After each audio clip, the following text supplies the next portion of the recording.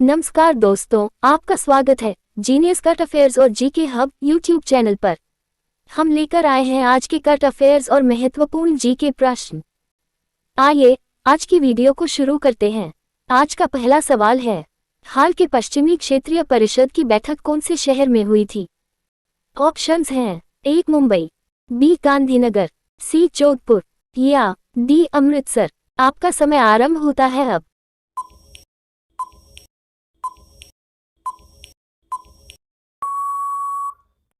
सही जवाब है ऑप्शन बी गांधीनगर।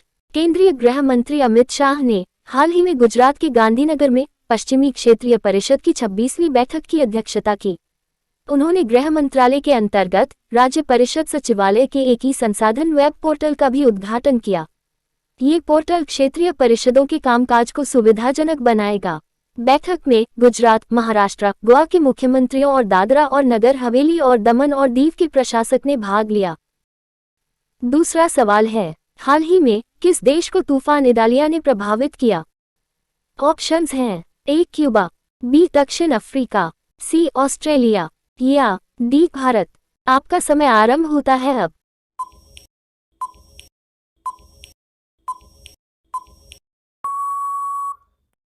सही जवाब है ऑप्शन ए क्यूबा।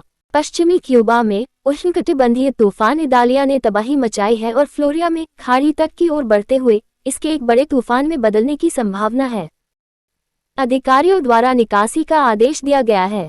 इदालिया क्यूबा के पश्चिमी सिरे से लगभग 80 मील दूर मंथन कर रहा था। तीसरा सवाल है, काम्पाला मंत्री घोषणा जिसे समाचारों में देखा गया था किस क्षेत्र से संबंधित है? ऑप्शंस हैं ए साइबर सुरक्षा, बी प्रवास, पर्यावरण और जलवायु परिवर्तन, सी कृत्रिम बुद्धिमत्ता या डी आवास और शहरी बुनाई। आपका समय आरंभ होता है अब।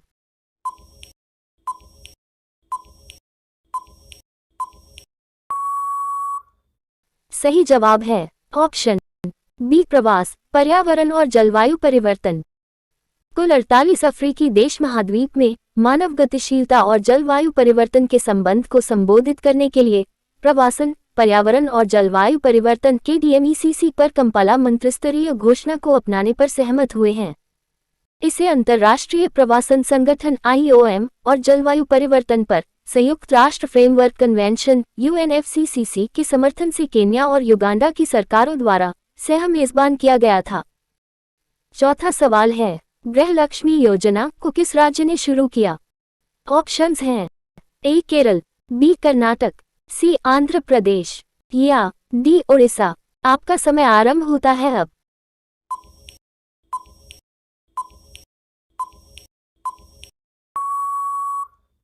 सही जवाब है ऑप्शन बी कर्नाटक। कर्नाटक सरकार ने गृहलक्ष्मी योजना शुरू की, जिसका उद्देश्य राज्य में परिवारों की महिला मुखिया को हर महीने 2000 रुपये की सहायता प्रदान करना है। इस योजना की शुरुआत राज्यसभा में विपक्ष के नेता मल्लिकार्जुन खड़गे और कांग्रेस सांसद राहुल गांधी ने की। इसे भारत की सबसे बड़ी धन हस्तांतरण योजना कहा जाता है। योजना के लिए लगभग 1.08 करोड़ लाभार्थियों की पहचान की गई है। पांचवा सवाल है, air quality life index AQLI वार्षिक अपडेट 2023 के अनुसार खराब वायु गुणवत्ता ने भारतीय की औसत आयुषी को कितने साल कम किया?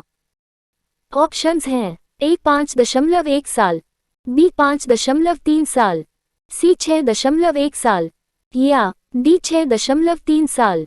आपका समय आरंभ होता है अब।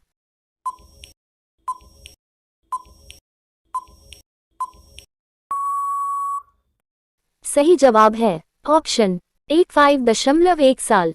एक नई रिपोर्ट के अनुसार वायु प्रदूषण दक्षिण एशिया में रहने वाले लोगों के जीवन काल को 5.1 वर्ष तक कम कर रहा है। उच्च प्रदूषण के कारण वैश्विक स्तर पर जीवन के कुल वर्षों में से आधे से अधिक का नुकसान इसी क्षेत्र में होता है।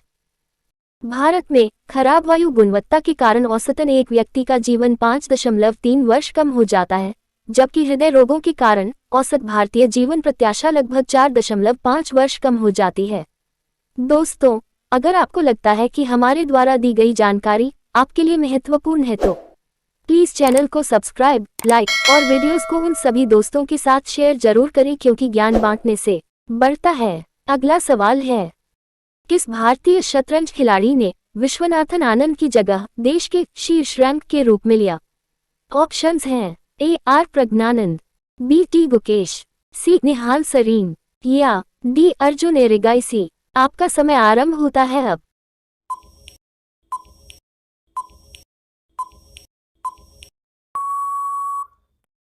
सही जवाब है ऑप्शन बी टी गुकेश।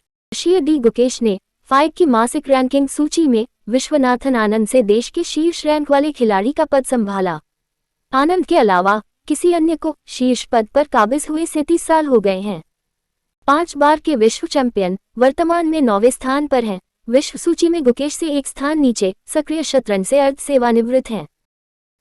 7वां सवाल है, अगस्त 2023 में देश का सबसे बरसाती शहर कौन था?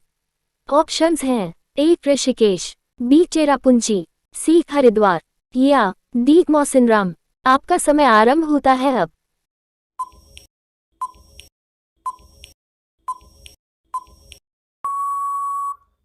सही जवाब है ऑप्शन ए ऋषिकेश। अगस्त 2023 के अधिकांश समय में उत्तराखंड के ऋषिकेश ने देश में सबसे अधिक बारिश वाले शहर का रिकॉर्ड कायम रखा। दक्षिण कोरिया में जेजू नेशनल यूनिवर्सिटी के टाइफून रिसर्च सेंटर के अनुसार 1 अगस्त से 25 अगस्त के बीच शहर में 1901 मिलीमीटर बारिश हुई। इसी अवधि के दौरान भारत और दुनिया के 2 सबसे अधिक बारिश वाले स्थानों चेरापूंजी और मासिनराम में क्रमशः 1876.3 मिलीमीटर और 1464 मिलीमीटर वर्षा हुई। 8वां सवाल है, किस अंतरिक्ष एजेंसी ने भारत को सौर मिशन आदित्य L1 को ट्रैक करने में मदद की? ऑप्शंस हैं ए नासा, बी ESA, सी चेक्सा या डी रोकोस्मोस। आपका समय आरंभ होता है अब।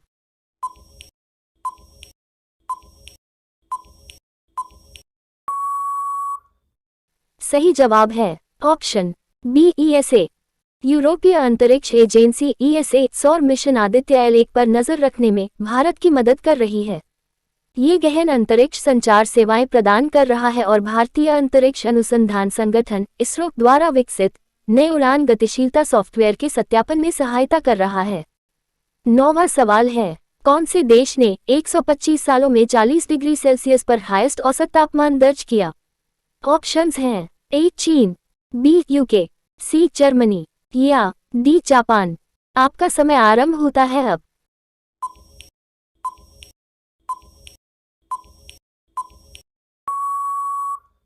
सही जवाब है ऑप्शन डी जापान। देश की मौसम एजेंसी के अनुसार 2023 की गर्मियों में जापान का औसत तापमान 125 साल पहले रिकॉर्ड किए जाने के बाद से सबसे अधिक था।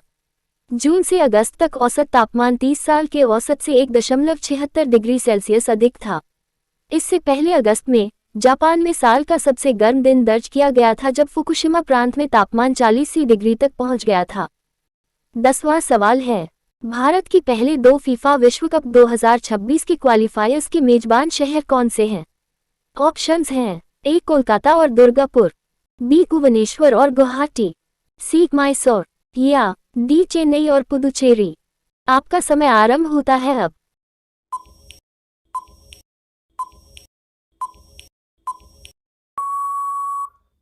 सही जवाब है ऑप्शन बी भुवनेश्वर और गुवाहाटी। अखिल भारतीय फुटबॉल महासंघ ने घोषणा की कि भुवनेश्वर और गुवाहाटी फीफा विश्व कप 2026 और AFC एशियाई कप 2027 प्रारंभिक संयुक्त योग्यता दौर 2 में भारत के शुरुआती 2 घरेलू मैचों की मेजबानी करेंगे। भारत को एशियाई क्वालीफायर के ग्रुप ए में कतर, कुवैत और अफगानिस्तान और मंगोलिया के बीच प्रारंभिक संयुक्त क्वालिफिकेशन राउंड 1 के विजेताओं के साथ रखा गया है। तो ये थे आज के 10 करंट अफेयर्स और उनसे जुड़ी जानकारी। तो मिलते हैं अगली वीडियो में जीके के कुछ नए रोचक जीके के सवालों और करंट अफेयर्स की जानकारी के साथ। तब तक के लिए जय हिंद, जय भारत।